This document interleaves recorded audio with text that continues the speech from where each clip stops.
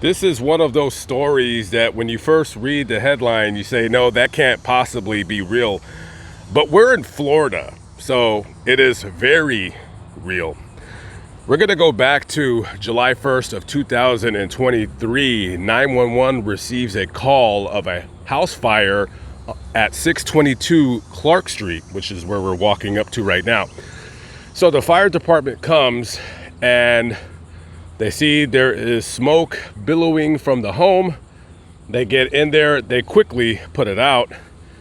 And in one of the rooms, they see an elderly gentleman who is suffering from very serious knife wounds. He would later end up being pronounced deceased after the firefighters called the police to come and secured the scene. He was identified as 79-year-old roommate Michael Sarasoli. He rented a room from the owner of the house, and after the investigation starts, it's quickly determined that one of the roommates in the house is nowhere to be found, 35-year-old Nicole Max. So now police want to talk to Nicole and get her side of the story of what's taking place. Now, as you can see, this is the home where the fire happened, and it is currently for sale. Well, that was quick.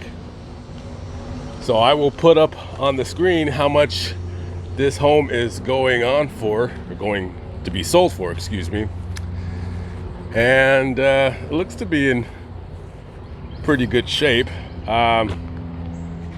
The neighborhood is one of those lower end neighborhoods. It's one of those videos that I'm looking around waiting for somebody to tell me to stop recording them or something along those lines. So anyway, let's take a trip to the capture location where police would later on the next day run into Nicole Max, and that's when things get a little bit weird. I mean, not weird for Florida, but a little bit weird nonetheless. Okay, so the very next day, it's about 3:30 in the morning, and Nicole is at this crystal just about 2 miles from where the murder took place. If you've never been to Crystal, don't bother going. It's really not worth it. Anyways, so she's here. It's like 3:30 in the morning, and officers notice that she's wandering around somewhere in this parking lot, and she's carrying a knife and a hammer. Okay, so the police, they stop her, and then they get her name, and then they figure out, like, oh, there's a murder that took place that we want to question you about. And she has blood on her pant leg, and she, I believe, might have like some kind of cuts on her arms and her hands. And as you can see in the picture, tattoos on her neck or whatever. Interesting looking woman. Actually, she's kind of attractive in a psychotic kind of way, like maybe the shit business kind of attractive, scary attractive. So they tell her that they got a warrant to get DNA from her to match it up with the evidence that was at the crime scene. She tells them, oh, okay, that's fine.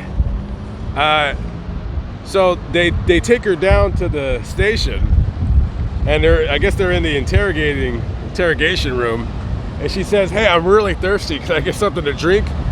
And they said, coming right up. So they get her a can of Diet Mountain Dew, right? I don't think it was Code Red. I think it was just regular. It'd be more interesting if it was Code Red, honestly. And so she pops open the can and starts like drinking it, but she's like not drinking it right away. She's kind of like, I don't know, nursing her soda. I don't know. And all of a sudden she pours the soda all over herself and on her leg to wash away from what they suspect the DNA evidence. So they immediately stop her from doing that, and then they put her in handcuffs and all that. And then they would later take her to the Volusia County Jail. I think that's how you pronounce it out here, the county here in Daytona Beach. So currently right now, as the recording of this video, she is being held. She's charged with first-degree murder, tampering with evidence, the Mountain Dew, and resisting arrest with violence. I guess that when they took her in right here, when they arrested her, she didn't want to go to jail, so she just did what anybody else would do and fight the police or whatever. So she has no bail. 79-year-old victim. I highly doubt that she's going to have any kind of, self-defense case. She does have an insanity plea because, those tattoos on her neck and, whatever, that's going to, maybe she'll just say that she's crazy. I mean, who knows? But definitely an interesting case that I had to talk about as I came out here. And while I was here at the Crystal, I did order a hot dog pup. And let me just tell you this, it has nothing to do with the video, but nothing that I love more than going to a restaurant or a fast food place and watching the guy make my food as he's eating something. Yeah, I mean, hey, you're hungry, you're on the job, hey, you got to move in this business. So he probably doesn't have much time to take a break. So you just gotta go ahead and just get it in while you can. You know what I mean? Okay, guys, I am out of here. I'm heading north. I'm stopping in St. Augustine to do a video real quick before I go to Jacksonville and end my Florida incursion over there. Catch up with you on the next video. You can buy in this house, guys. Anybody buying this house? $300K. No, thank you. Catch up with you on the next one. Peace out. Oh, and also you live right next to a train track. Airplane flight path, 1 block away, train track. Garbage trucks getting fixed right across the street from where you are.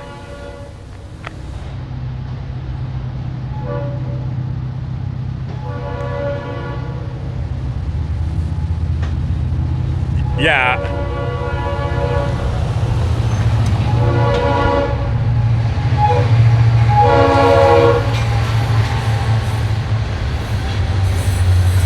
Yeah, I think this house is going to be for sale for quite some time.